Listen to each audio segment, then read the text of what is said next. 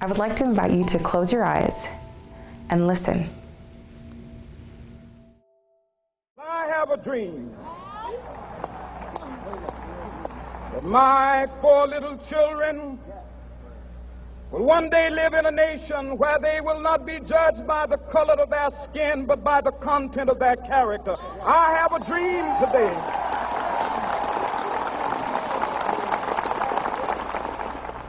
I'm going to step off the limb.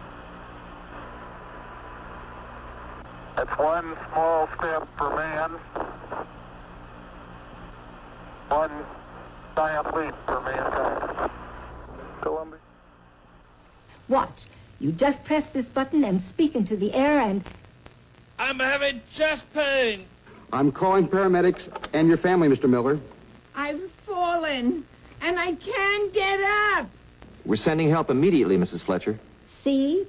Protect yourself with Life Call, and you're never alone. You may now open your eyes. How many of you were able to visualize that? Replay it in your mind as you listened. How were you able to do that? I didn't show you anything. How were you able to watch something after only having heard it? You watched it because you remembered it, because you'd seen it before, because someone was there with a camera and pressed the red button. There's something called spatial memory. Spatial memory familiarizes ourselves with our surroundings. It's what gets us from point A to point B after only having been there once. It's the memory that rats use to get through a maze. Ideally, it's the memory we use on a daily basis. But there's one kind of memory that's even more powerful. This is referred to as visuospatial memory. Visuospatial memory requires more than one sense. It requires sight on top of sound, smell, touch, or taste. When we use more than one sense to experience an event, we remember it more clearly.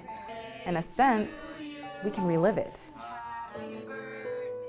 As a student here at Brigham Young University, Idaho, I major in communication with an emphasis in video production. I am passionate about video for this very reason. Video helps us remember.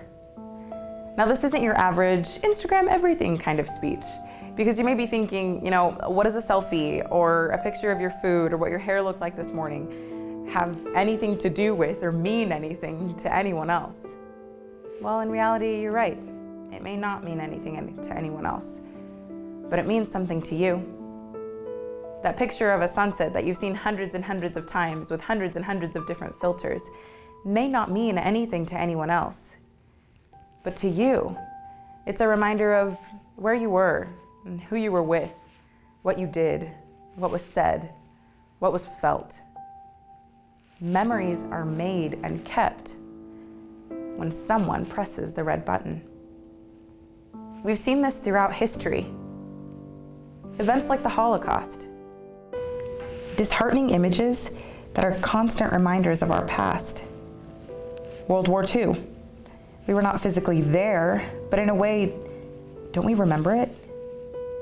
We have seen images and even videos that remind us of things that happened before our time.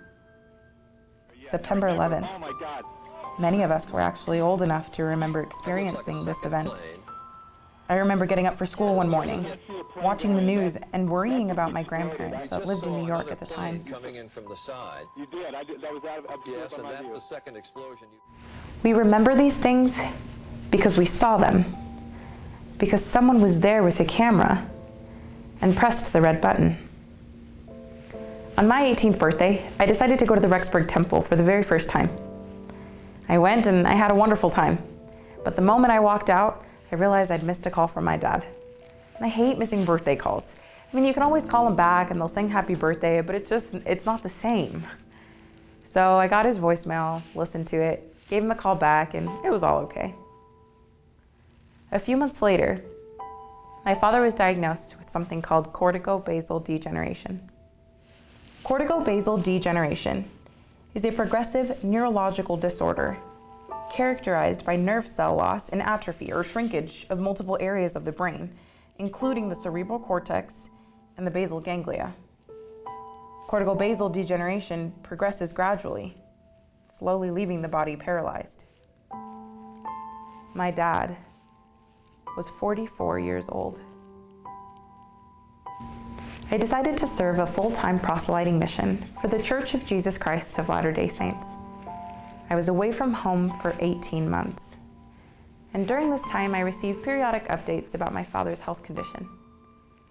A few months out, I was told he could no longer walk or stand. A few months later, I was told he could no longer speak. Upon my return, after a year and a half of being away, I got to see him again, and it was a great reunion. We laughed and we cried, but we were happy because we were together again. So now I was home. I needed a new phone. So I dug up my old iPhone 3GS, which sounds ancient now, but I found all of my old pictures and videos and social media posts. And to my dismay, I realized that I didn't have many pictures of my dad. I didn't have any videos. I hadn't documented his life. I was not there to press the red button. As I came to this realization, I found my old voicemails, and I came across this.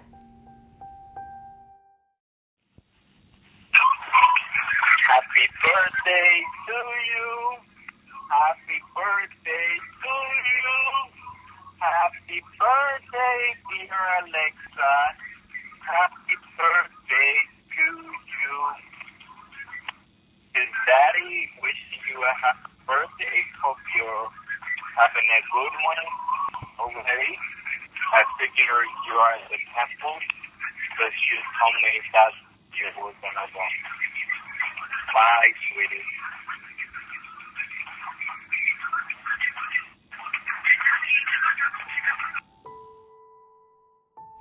I have never been so grateful for having missed a phone call. I would have never thought that that would be the last recording I would have of my dad's voice. Memories are made and kept when someone presses record. We remember things when we have them, when we physically have them. I do not wish this upon anyone. This was my lesson to learn, and we all learn differently. My father's disease is progressive, and life is progressive. And I do not mean that in a cynical way, but time goes by, and things happen.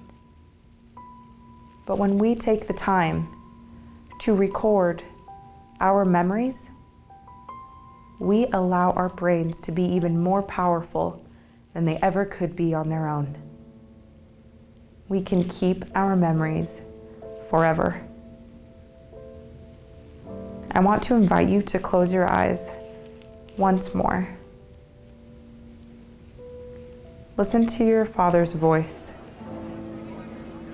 Listen to your mother's voice, your spouse, your child.